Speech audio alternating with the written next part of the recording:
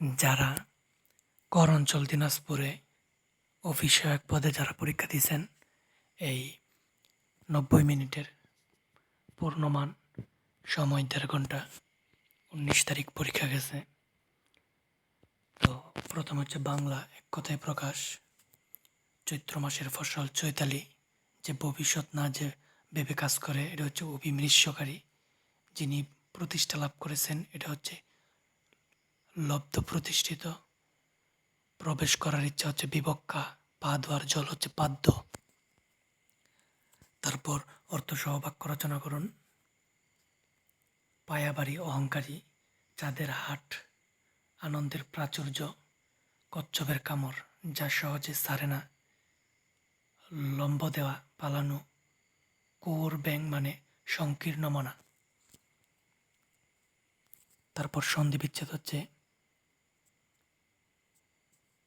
জ্যোতিষ যোগ বিদ, নিশ যোগ ঠা, মহাযোগ ঋষি, তনু যোগ ই, 5 যোগ শিকা মানে শিকা।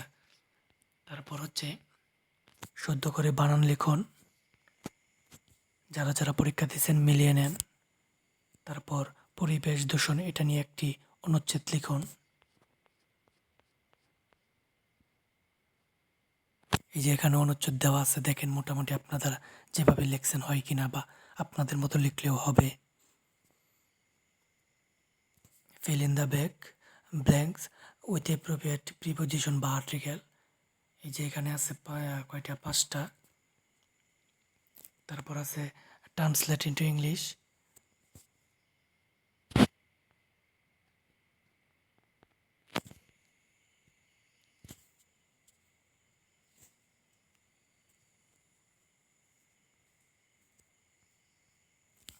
তারপর এখানে আছে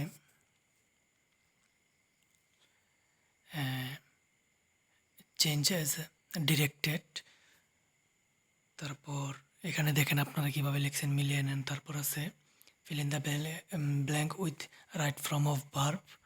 রাইট ফর্ম অফ ভার্ব আছে এখানে 5টা। তারপর প্যারাগ্রাফ লিখতে হবে, ইনকাম ট্যাক্স। আপনারা কিভাবে লিখছেন দেখেন মিলে কিনা, বা এই ধরনের লিখলেও হবে। মানে মোট কথা শর্ট একটা প্যারাগ্রাফ লিখতে হবে, লং নয়। প্রশ্ন উল্লেখিত নাই, কিন্তু এই ক্ষেত্রে বেশি একটা বড় দিতে হয় না, স্বাভাবিক একটা মোটামুটি অঙ্কের একটা প্যারাগ্রাফ লিখলে হয়। এখানে কিন্তু অনেক বড় দেওয়া আছে। এখানে গণিত আছে, উৎপাদক বিশ্লেষণ করুন। তারপর আছে 12 নম্বর আছে একজন দোকানদার প্রতি আলি ডিম 25 টাকা।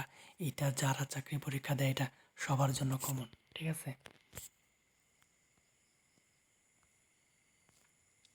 তারপর এখানে এই যে সমাধান দেওয়া আছে, দেখেন উত্তর 12.5% লাভ হবে।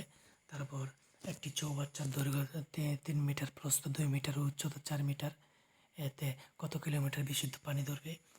দেখেন এখানে উত্তর হচ্ছে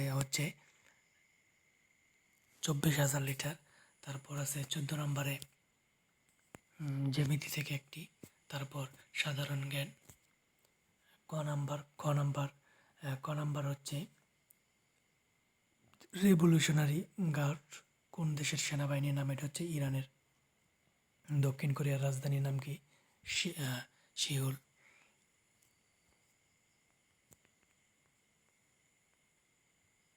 ফিফার সদর দপ্তর কোথায়? জুরিখ, সুইজারল্যান্ড। উত্তমাশা অন্তর্দ্বীপ কোন মহাদেশে অবস্থিত?